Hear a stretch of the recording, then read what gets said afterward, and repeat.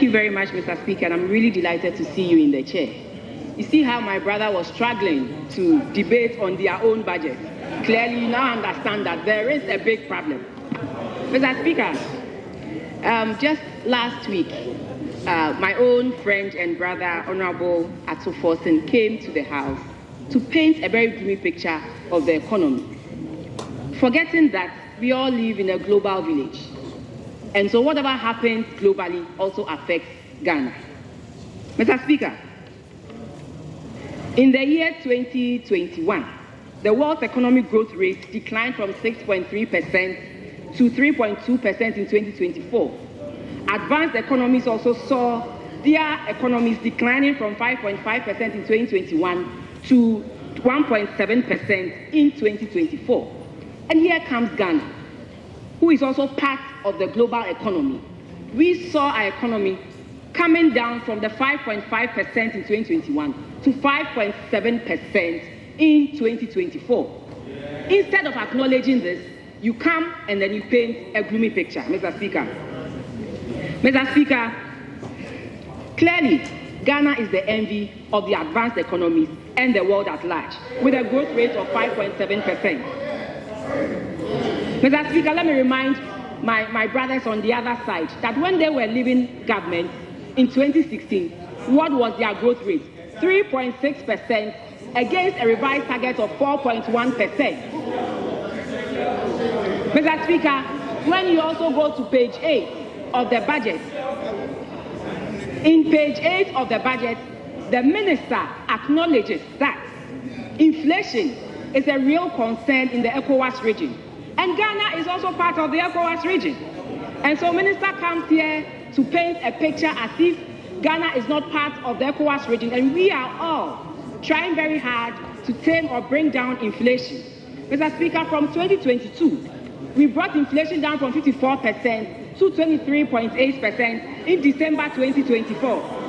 Mr. Speaker, ask them, prior to 2016, and all the 3 years to 2016, Mr. Speaker, they never went through what we had to go through. But what happened? In March 2016, their inflation was 19.2%. And in December 2016, all they could do was to bring it down to a few basis points, to 15.4%. They missed their target of less than 11% of inflation. So please, you should know better. Mr. Speaker, again, my brother on the other side, Honorable Adongo, mentioned the fact that we are not going to borrow, but yet in your budget, you have 700 million coming from IMF and 600 million coming from the World Bank. What is that? Is that free money or is that your own money in US dollars? I always tell people that the devil is in the detail. Always look in the appendices and then you find what they mean by that. Mr. Speaker, again, in 2016,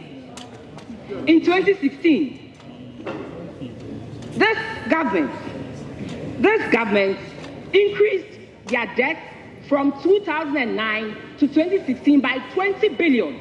And what did this result in? It resulted in a dip in the GDP by 8.8 billion Ghana cedis. This same 20 billion is what we put on our debt from 2017 to 2024. And what did we do? We rather added $20 billion to our GDP. Now GDP is 1.2 trillion Ghana cedis. 1.2 trillion Ghana cedis. I know they will always come up with one thing or the other, but facts are sacred, Mr. Speaker, and it has found its way in their budget. Mr. Speaker, let me come to one thing that is really of a bother to me. I heard my former minister talk about it, and I also want to talk about it. That is the issue of expenditure. Mr. Speaker, they presented to us, to the people of Ghana, that this government is a government that is going to rationalize expenditure and cut waste. But Mr. Speaker, they should tell us, where in this budget have they rationalized expenditure? Where in this budget have they cut waste? Rather, they have sought to add 43.5 billion Ghana cedis to the expenditure budget. This is not Abena saying it. This is your budget speaking to that. Mr. Speaker, they are hoping that at the end of appropriation, we will give them the permission to spend 290 billion Ghana cedis. Well, Mr. Speaker, this year is not an election year, so there are certain expenditures that they are not going to incur. We, in an election year, did an appropriation of 250 billion. So when you come and you tell Ghanaians that you are rationalizing expenditure and you are cutting waste, what are you doing? Mr. Speaker, again, to be honest with you, I was hoping that the NDC would take advantage of the goodwill that the Ghanaians gave to them and voted massively for them to really show us some real cuts that will promote fiscal discipline and endure economic growth. But what have we seen? Spending spree, Mr. Speaker, spending spree. Most of it is being seen in fattening salaries at the office of the president, Mr. Speaker. Mr. Speaker, I was hoping that they will come and then claim the waste in the system. They claimed there was waste in the system in 2024. So I was hoping that they will come and cut things and make sure that the people of Ghana, get what is due them. But Mr. Speaker, what do we see?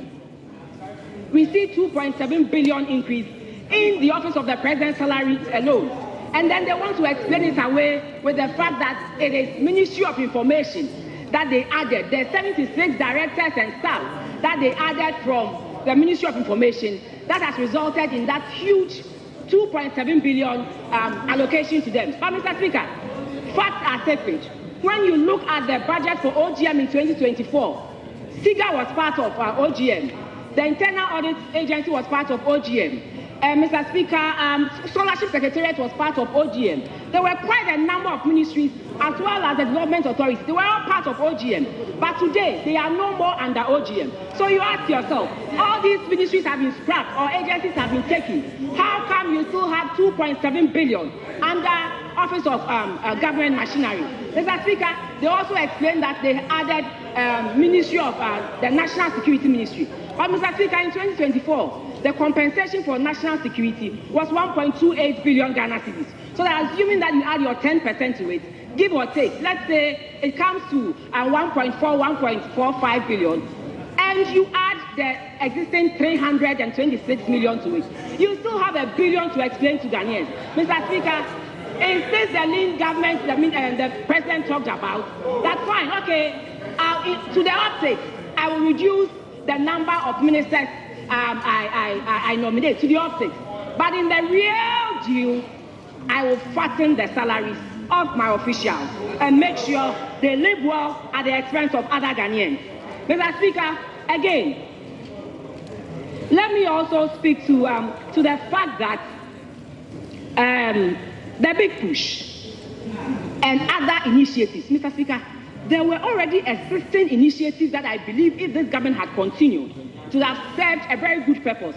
One is the Youth Start. The Youth Start was an initiative that was addressing problems of the youth and the SMEs. And they were adding on to growth because they found themselves in the productive sector of the economy. Mr. Speaker, funds have been taken from Youth Start and they have been given to the National Apprenticeship. Funds have been taken from 1D, 1F, which was allocated just 120 million in 2024 to help boost the economy. And we have given National Apprenticeship 300 million Ghana cedis. You ask yourself, look at the amount of jobs, the number of jobs 1D, 1F provided, more than 200,000 jobs. These are permanent jobs. And then we are now going to do what? Spend 300 million for National Apprenticeship, where after the apprenticeship, where are they going to find the jobs, to engage in? Mr. Speaker, so this is what we say, that it is not about cutting expenditure, but rather promoting wasteful expenditure.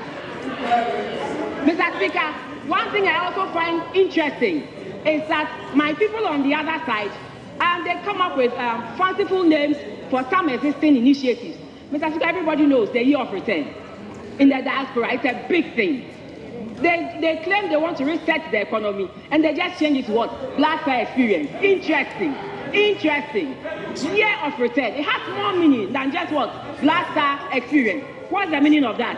Mr. Speaker, before I speak, I also want to talk about the fact that the minister raised concerns about the state enterprises and the fact that they should do more to make sure they encourage reforms and make state enterprises fit for purpose.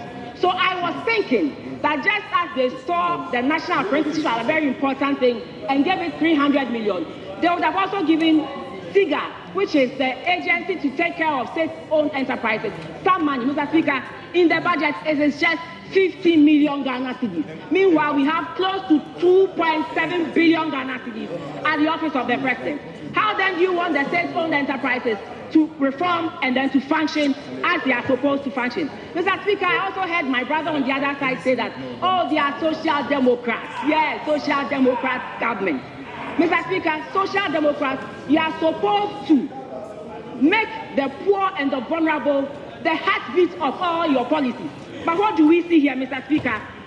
Clearly, in the 2024 budget, Mr. Speaker, for human trafficking fund and the domestic violence fund, we gave 2.7 million Ghana cedis for the domestic violence fund. Ask me how much they have allocated for this. A social democratic party, they have put in just 337,000 Ghana cedis. A social democrat, 337,000 Ghana cedis. I thought your heartbeat was the poor and the vulnerable, Mr. Speaker. And then when you go to the human trafficking fund too, they reduced it from 2.41 million Ghana cedis in 2024 to an abysmal 497,000 Ghana cedis. And Mr. Speaker, they claim they are social democrats. Is this champagne democrat or what, Mr. Speaker? They have to come again. They have to come again, Mr. Speaker. Mr. Speaker, one other thing that I noticed that was missing in the minister's speech, because usually all ministers do that, is to give an update on the sectorial performance of every ministry. But this was absent because what? The minister feels that if he should come and update Ghanaians on all the positive influences, the positive policies that you have churned out, it will erase that notion that they've been trying to build, that notion that this economy is not performing, the notion that this economy is dead. It will erase that notion. And so he decided to avoid the updates. And the majority leader is saying that the sector ministers will come and update us. We had wanted it in the minister's speech as well, because that is what has been done, or that is what is done every day. Mr. Speaker, yes, in conclusion, I just want to say that ultimately they failed to recognize in their update that we moved GDP from 219 billion Ghana cedis to 1.2 trillion in December 2024. Mr. Speaker, they failed to recognize that we invested and connected 276 communities to the national grid in 2024. Mr. Speaker, they failed to recognize that we completed 1,072 units of affordable housing with the TDC. Mr. Speaker, they failed to also let Ghanaians know that we invested in the phase 2 of the Temamoto Way roundabout, and also we invested in the construction of the flyover and the flyover that leads to East Legon and the Spintex Road. Mr. Speaker, they failed, but Ghanaians have seen all that.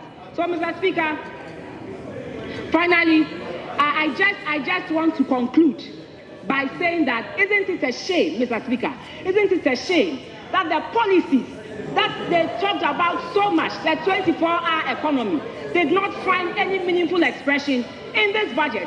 Rather, we are being told to go and come back again, and that we should give it another week to bring it back. And Mr. Speaker, isn't it scary that no feasibility studies has been done, yet government decides to push our oil revenues close to 13.8 billion, our oil revenues and our mineral revenues, 13.8 billion, to a policy that, Mr. Speaker, they did not bring any framework for us to implement it.